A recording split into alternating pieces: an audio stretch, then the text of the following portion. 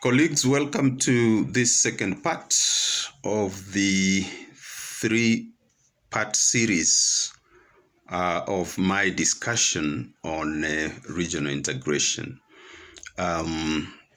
Just to inform you that I've been involved in the regional integration process within the East African community, but I've also been privileged to learn a lot from other regional integration processes, and of course do a lot of review of literature in regards to what is going on in other parts of the world, in Asia, in Latin America, in Europe, and so on and so forth.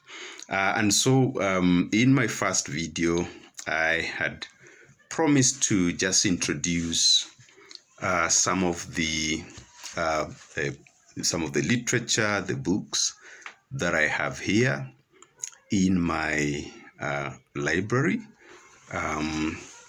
One of my key sources is a book called Civil Society Regionalization in Southern Africa. This is work that was done by Andreas Godsatar, whom I had the privilege of meeting some time back in a conference in Sweden. He did his research in Southern Africa with a case study of trade and HIV/AIDS. And the fantastic thing that Godsatar did for all of us, a community of readers, is really to give a lot of background information on regional integration. And I will shortly read a paragraph which is relevant to what I discussed in my first video, which is the fact that our regional integration process seems to be anchored on a neoliberal framework and philosophy, and he has done fantastic work in bringing that out, and the sort of ideological nuances of the regional integration project. The other works that I've found very important over the years is this book, Civil Society Governance and Regional Integration in Africa. Of course, again, focusing on Africa. Some writers whom I know. This book was edited by Adekunle Amuo. I've read a bit of works by Amuo on regional integration in Western Africa, but also I think some perspectives also on other ongoing processes. This is a rich library. Some would say bookshelf, but it's rich in terms of materials. I have my book, which I also talked about in the first installment, the first video, towards greater civil society participation in East Africa community. This is work that we did with the Kituo cha Katiba based in Uganda. And so let me say this, then I want to read some extract from Andreas's book here. I said in my first video that, or rather, let me build on what I said in my first video, that if you want success in terms of regional integration, start by integrating the society. Okay? Why do I say that? Because in my view, it is societies that create markets. Markets do not create societies. Okay? Societies give birth to markets. One could argue that once the society has created markets, then the markets also have, in certain dynamics, the capability to recreate the societies in its own image. Let me give you an example of what I mean, an illustration. If one of the ways in which you can spur urbanization For just to give an example here, if you went and built a college, a university college, whatever, in a certain part of the country, let's say it's a remote area where perhaps you do not have certain infrastructure, but you go and establish a college in that place, what will happen is that, of course, so let's assume the college has a population of 2,000 to 5,000 students. What will happen is that this community of students that you have created will require certain services. And very quickly, some of the enterprising students will probably start to supply those services.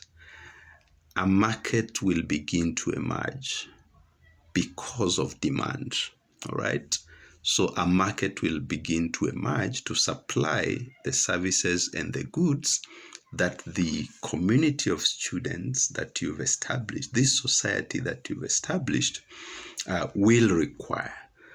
And this is how I think logically and in a natural progression, things should develop. And this is why the regional integration process in Africa seems to be top down. It's inverted, and it should emphasize the creation of a society. And this is a constructivist view. It's nothing new in the literature. It's a constructivist view. It's a critical view. It's a way of seeing how society evolves critically. Without some of these, top-down processes and so on, which are ideologically skewered to attain certain interests and to promote certain interests.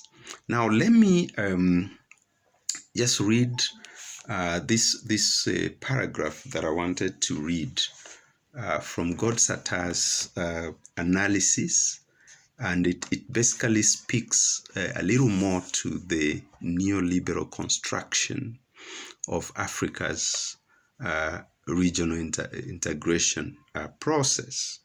And the subtitle is The SADC and Neoliberal Regional Governance. So I want to use this to build on my earlier argument. And it says regionalism in Southern Africa has to be seen within the context of regional economic neoliberalism and economic globalization. Besides being deeply affected by the statist social structure, which he had discussed in a previous chapter. As indicated in the opening paragraph, regionalism in Southern Africa and other sub-regions should be seen as a regional manifestation of the current neoliberal global architecture, and it's often referred to as open regionalism. This signifies the ambition to synchronize regional market integration with economic globalization. I wanted to really kind of drive that point home, even as we look at books and literature and so on. When we speak about participatory regionalism, it's to try and blunt the sharp edges of this neoliberal philosophy of regional integration, which pervades the thinking across Africa and just across the globe. And our view, my view, is some of the failures that we have seen in the regional integration schemes, which rely on the regional integration communities, what we call the RECs. Some of the failures are as a result of that philosophy. The thinking that the best approach is the approach of economic integration, of markets, not even economic integration, but integrating markets, looking at people in terms of, not as human beings who have certain socially constructed ways of working together, of integrating, but as markets, as products, as things that can be packaged and sold in the market. And that is why even when the ACTF was being launched, what we were told about is Africa is a market of this billion people.